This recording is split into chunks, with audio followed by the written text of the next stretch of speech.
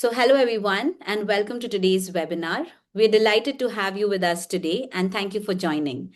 Before we begin, let me quickly introduce myself. My name is Neha Shetty, and I'm the Regional Director for GUS North America, overseeing the India region.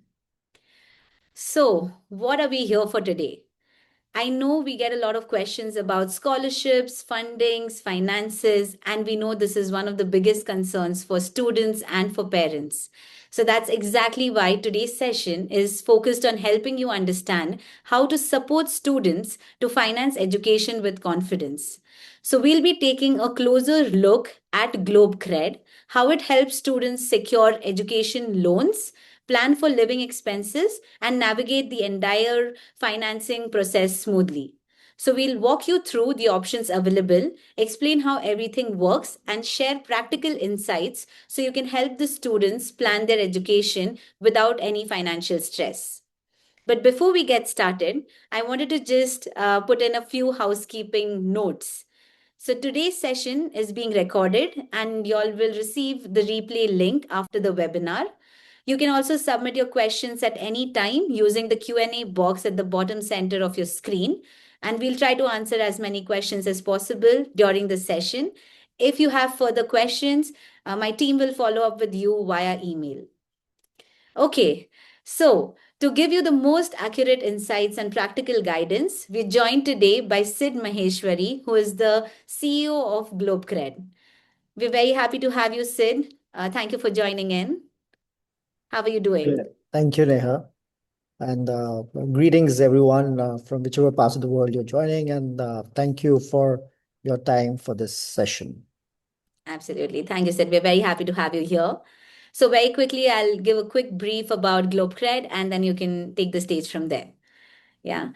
Everyone, GlobCred is a global student financing and admissions intelligence platform operating across India, Brazil, Nigeria, Kenya, South Africa, Ghana, as well as the UAE.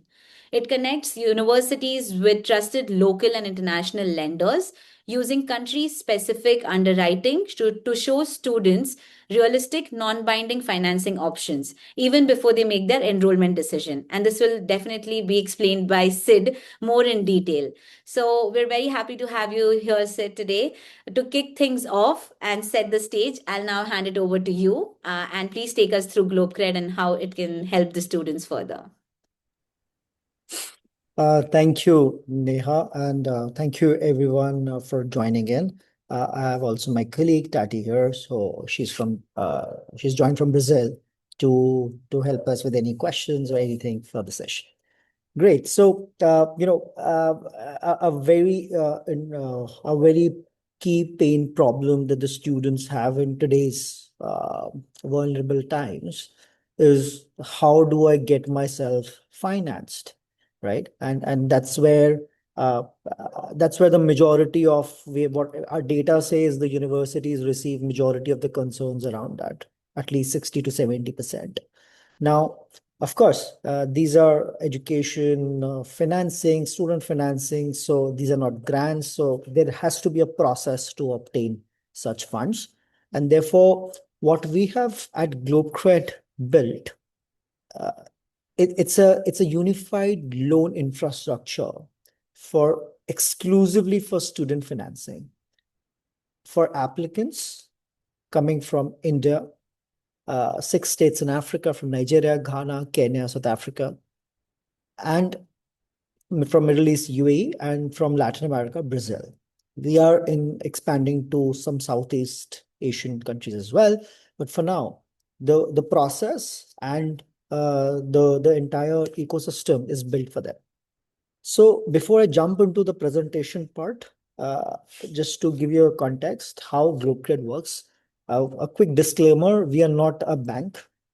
we don't we don't fund from our own money or our own books, right? We are a lending infrastructure where we have over 60 plus banks in these regions and also some global funds who are integrated on our platform so that the student access to student financing becomes very, very easy and just one click application for the students. they need not go to multiple places, multiple doors to kind of get applications submitted. And that's where the whole platform tries to solve: faster, easier access, and more capital at good cost. Let me move forward. Okay, we have done our introductions, and thank you, Neha, for that. Of course.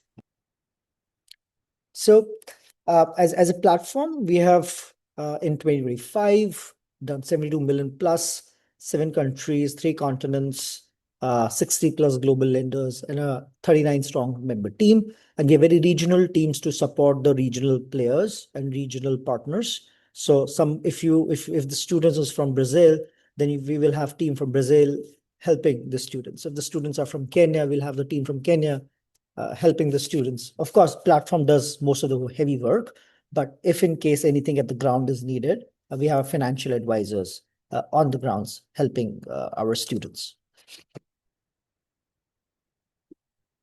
Moving forward.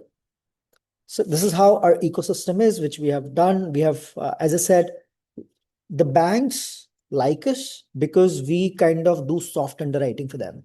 So we would exactly know where a student would get fit in which bank and what kind of finances they can get, because we replicate the entire journey on our AI platform and be able to kind of evaluate the students, evaluate their academic records, do KYCs, do multiple verification, AML level of understanding, and do a soft data pull to be able to share with the banks so that they move faster on the loan applications. And also, students also expect rightly, because we get a lot of students who are very passionate, but sometimes the profile is not that great for them to be able to get what they want. So they should know upfront how to plan their finances, and that's where the overall ecosystem also helps. Uh, this we have done how it works in terms of 3 layers of our platform. First is where the application comes in. We do a soft underwriting basis on their national IDs and everything, do the soft credit, and therefore be able to send it to the banks. And then the next layer, which comes in where the sanctions happen, and then further. So I know we want to jump into how the sanctions will happen and all those stuff. It's important to let you know how the engine works, so that there is a clarity if any student would want to have, right? So yes, so this is this is important. We have 2 kinds of loans. One is the short-term loans and others are the long-term loans. So for an instance, in a lot of the cases, we receive students who might have funds in their investments, let's say in equity markets, in the family savings, but they're not ready to break those investments and would want to kind of take short-term loans for, let's say, doing the visa processes, doing travel tickets, or any other, or even in the US, the education deposits is nothing of that sort. But for Canada and others, there is a deposit of at least a 20-25% of the fee, right? So therefore, if they want to even take a short-term loan to pay the deposits and everything, so they can come with that mindset also. And then you have long-term loans, which is a comprehensive coverage, right? Where they will get entire full tuition fees, accommodation, laptops, and living expenses as well, right? So these are 2 loan products, and basis on the requirement of the student, we are able to do that. Just excuse me if it is 650 plus, it's not the right thing. It's 60. There's a typo and 5 in between, so it's 60 plus, just to be clear. Okay. These are some banks globally, they're all across this. These are few, but we have more, right, from different parts of the world, and all of them are listed on the platform where we will evaluate through instantly, right? The good thing is it's a free platform, right? There's no charge for anybody whatsoever, right? So there is no charge for the students to come in, apply, or do anything for that matter, right? There's no charge for anybody else. So we have made it very democratic in a way that, let everybody come and have access to this infrastructure that we have built. right? And that's where the beauty of the platform also comes in, and also the students are able to break the barriers and do a lot of things themselves, which ideally they go door to door asking for help, right? So they can just come in, do themselves, do the full acquisition themselves, full sanction disbursements they can do themselves, right? It's pretty easy, and it's as I said, there's no cost for the students whatsoever. Uh, right. So, four steps. First is financing, where ready applicant intake, where students apply through us. We have a dedicated link, go.globecred.money, right, where the students can come in. It's on the website, so they can come in. They can just start their application, submit their application, right? And once their application is submitted, within instantly they get a soft sanction, and then a financial eligibility starts, where one of our dedicated financial advisor then connects in the step two to understand what they want. And although we know, but just to reconfirm everything, and if they are okay with with what they are and how they want to apply. And once we do the affordability, and the loans are mostly unsecured. So I will talk about the loans product as well. But we promote mostly unsecured. But in the US, what we have seen is a lot of families, the dream of going to the US is very early in a family's life, right? So it's not how other European nations or Asia Pacific nations are. You can decide like a 2 years prior to going. But US is something which is close to a lot of families' heart or whatever, right? So therefore they plan very early. They know it's expensive. They know it's kind of it's going to take some preparedness. So we also see a lot of families uh, coming with some kind of a security which they have accumulated over a period of time to be liquidated or to be collateralized rather for education loans. So we do that also. If they have families have some assets that they have invested earlier in any of the regions we are in, we can help them to even collateralize it. But from our side, we push mostly unsecured loans, which do not need collaterals.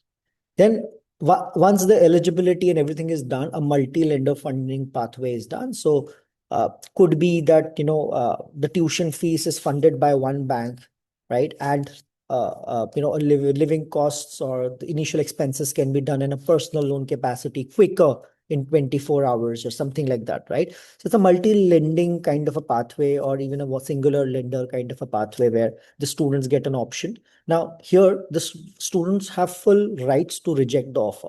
If they don't like it, if they don't like financially that, this is not what I want, this is not what I need, these are not the terms I want to sign off, they have all the rights to reject the offer. It's completely on the student and their family's decision to accept the offer of a loan facility. The good thing is, sitting at their laptops, they have at least 2 or 3 offers in their hands to kind of review, analyze, GPT it if they want, and then therefore just see if anything makes sense for them. If not, there's no obligation from our side. They can just say no, right? Uh, and then finally, funding application visibility, where for the F1, loan letters and the visa process and everything quickly gets started. And then we take care of the entire funnel end to end. Okay. Okay, just I think this is I'll skip, which is mostly about mostly we work with universities and partners like InUni, and that's where we are. This is our home is in Dubai, but we have presence regional presence in Brazil, in India, and in Kenya, and in also in Lagos in Nigeria.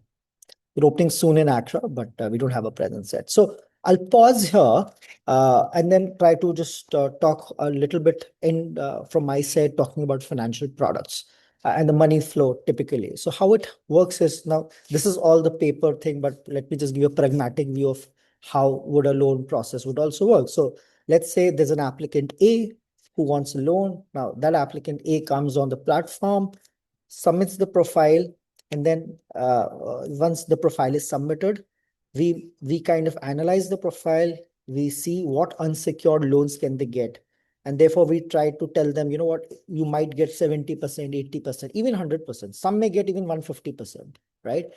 Depending on profile to profile. right? In most of the cases, co-signer is required, right? So therefore, it could be a family member, could be a relative, bloodline up to 16 categories, uncle, aunt, because they fly out. So local banks typically would want somebody to be in the country as a security of that particular facility, right? So therefore, a co-signer is required. And so on and so forth. So that's where once the entire co-signer eligibility and everything is done. So typically there are only two verification checks. A is personal verification. Now, personal is, are they resident of that country? Are their passports valid? This is all done through OCR mechanisms. And the third is, do they have any criminal cases or Interpol or all those things? We do check everything, right? And therefore, if once they pass the personal KYC, then it goes to the financial KYC, where we understand, are they not defaulters? Do they have a history of DPDs or anything like that? So to making sure we filter out earlier within the system, and therefore we move forward in terms of the eligibility building and criteria. So, and that's where the final sanctions and everything happens. So I'll pause here and would love to take on any questions, comments, queries to kind of do it. Although it's a very vast field, so it's more the merrier, to be honest. But I think it's a good start for us to just get going and keep talking about and refining our all learnings.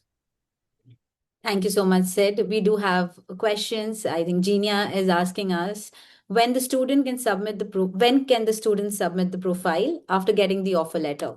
It's a very good question, actually, Engineer.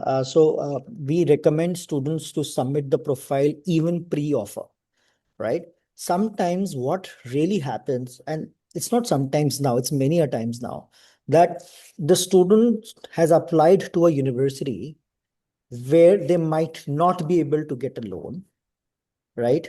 Now, versus they did have an option to apply with a 20-30% lower fees college, which they would have actually secured. So overall picture is that how can we tell the students upfront, this is how your financial capacity and this is how your profile looks like in this range. So therefore, they would they would see on the InUni's platform, what really suits me, right? In terms of, and therefore it reduces the offer to drop out. It increases offer to deposit and offer to conversion percentage also, because the students are financially ready for that particular amount versus getting surprised about where I'm going to offer. So that's priority. So yes, that's the ideal step where they should apply even before applying for an offer, and we can give them sanctions, and then they can use that only sanction letter once they get an offer, because the sanction is on the amount, right? And so once they know that this amount is what they're getting, and they get an offer from the InUni's platform, they can use the offer and the sanction and move faster with the next step. Okay. Uh, I Thank you, hope that's all. Sid. I'll take Akash's. I can read. I'll just do it. So, does an agency receive? Akash, typically yes, but we generally avoid talking directly to the agencies, right? Yeah. So we avoid talking to the agencies directly. The reason is sometimes they give us an offer, and if the student is not eligible for a particular amount and they're eligible for a lower amount, they might give us they might want us to do another loan which we don't want to outside the InUni's ecosystem, right? So therefore, we kind of avoid working directly with the agencies. However, as per the current ongoing relations with different universities from the Gus family, what we have observed is the best way to do it is through the regional teams, where the regional teams talk to the agents. And if the agents need help in any loan cases across our regions, we do the processing and we report back to you, and we don't interact with the agent. That's the best and transparent way to kind of do it. And of course they will get commission out of it, which can be communicated separately on sanctions. So I think that's the best way. We would not want to directly be connecting with the agencies, because they might use us for their own thing, which is outside InUni, and which is ethically wrong for us, which you don't want to touch. Thank you for clarifying. That's it. Any other questions? Okay, I think we'll proceed. Okay, we did get one. Okay, I'll read that uh, Yes. for Rohan. Will the loan amount disbursed depend on the ranking ROI factor involved? Okay, so Rohan, there are this is a function. So the algorithm, how the education financing works is, of course, the rank of the university is always important, and the rank of the university defines two things.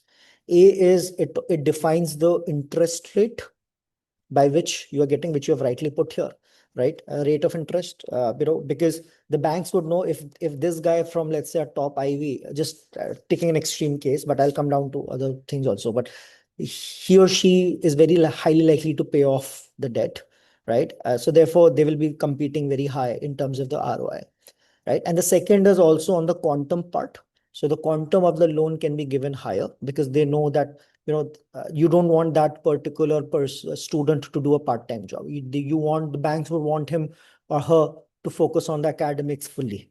So they would want to support him or her more so that it increases the chances of more employment, right? So these are the only two factors. However, let's come down to InUni's portfolio, right? As per the InUni's portfolio, we have done a 1 year of groundwork, to be honest, to kind of pre-qualify all the institutes of ours.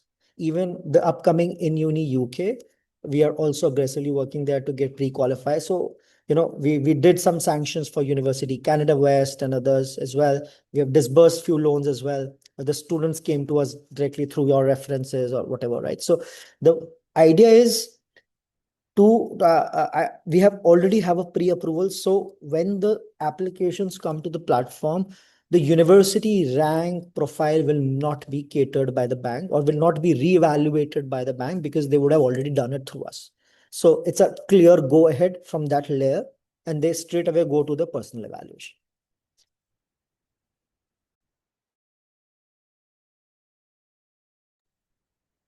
I don't think we have any other questions, so we can proceed with the presentation, and then towards the end, if the team has any questions, they'll reach out. Okay, so that's it. Okay, so guys, I think please, now is the time to ask questions. Because this is very, very important for us as a team to go ahead and promote to the students. Because thank you, Sid. I think this was a very clear and comprehensive overview that you gave. And it's a great understanding of what GlobCred can do and how it can support our students through their financing journeys. So let's see if the team has any other questions. I hope everything has been clear. If not, let's please ask all the questions right now. Okay. So we do have a couple, and I'll leave it to you, Sid, to read through. Sure. I'll pick up Jinias. Will the interest rate vary if they apply through GlobCred? From GlobCred, interest rate will marginally vary. I'll give you the reasoning of it. But other than that, the speed and the throughput, which is the success rate, also changes. Now, Jinia, uh, if I am a student, what I'm trying to explain is if I'm a student and if I want a loan, it's very likely I'm going to go the next door or where my family's banking relationship is. But it's also very highly likely that that bank is not the right bank for me, right? So while I might get a loan from a bigger commercial bank or a private bank or a public sector bank, I have reached out to a bank who will anyways give me, who starts from, let's say, a 10%. Right? But if they come to GlobCred, we would exactly know that are they suitable for a 7%, 7.5%. So yes, their chances of getting lower interest rate, higher success significantly increases. Also, the other factor is if they apply in one bank and they get rejected, it's very highly unlikely that another guy is going to touch them, other bank is going to touch them because now the bureau has been showing that they have a rejection. So even if the second bank would want to offer them at a 8% per annum, they would negotiate for a 9.5 or 10%, saying that you already have a rejection, right? So students don't understand that because they don't know how banking really works at the back end. But having all these small hygienes really helps getting a better cost for the loans, right? So that's I think a comprehensive answer of what will they get. Uh, Low cost, high speed, and faster throughput. Right. I'll take Akash's question. Does the commission differ from bank to bank via InUni, and what is the if this question is for the agents, typically you can look at anywhere from 70 bips to a 1%, right? Which can be given to the agents. If the commission, I think commission is, you're asking for the agent side. So I think 70 bips, which is 0.70% to a 1%, is what we can give to the agents. Again, subject to case on case and subject to commercial understanding with the InUni's platform leadership.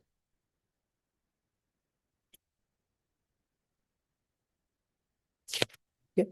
Thank you. Do we have any other questions?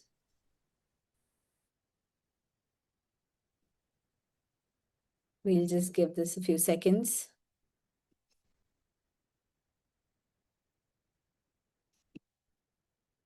Okay. So I feel we're all good here. Thank you so much, Sid, once again. And thank you, everyone who joined us today and actively participated in this session. We truly hope that we were able to answer the questions that you have, or Sid was able to answer the questions and give you clarity on the financing option that is GlobCred, that we now have to go out there and together build an empire for the students to make their financing very, very easy. And a big thank you, Sid. I really appreciate you joining us here today. And we appreciate your time, your engagement, and your insights. We hope that today's session was helpful and we look forward to staying connected with you. Thank you, everyone. Have a wonderful day ahead. And thank you so much. Bye bye. Thank you. Take care of yourself. Bye. Thanks.